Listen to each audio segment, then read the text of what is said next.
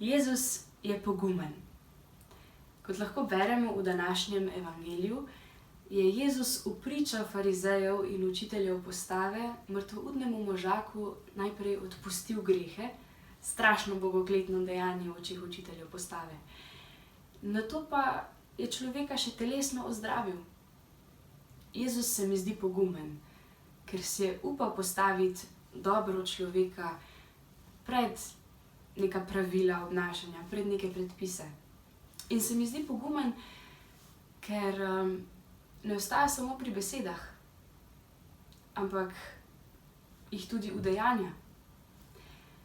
Se mi zdi, da Jezusov pogum izhaja iz njegovega zavedanja, kdo je, komu pripada, pa tudi iz zavedanja, kaj je resnično pomembno.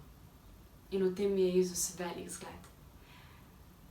Sama se nimam za pogumno, ampak se mi zdi, da ko se zavem, resnično zavem, kdo sem, da sem Božja hči, da sem ljubljena, da imam podporo nebeškega Očeta, ki je vsemogočen, takrat mi postane lažje.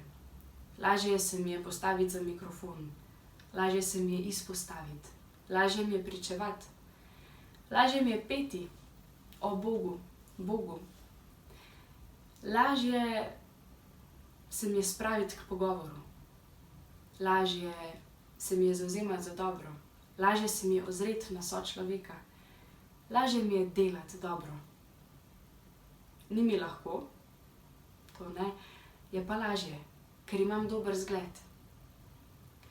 In če si je Jezus upal, kljub temu, da je vedel, da ga bo to pripeljalo na križ, zakaj si ne bi upala še jaz? In se mi zdi, da danes, na predvečer Miklavževega, da imamo odlično priložnost biti pogumni.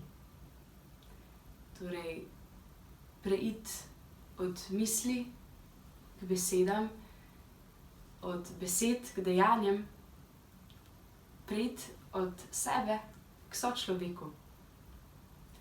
Tako da se srečamo zunaj, med ljudmi.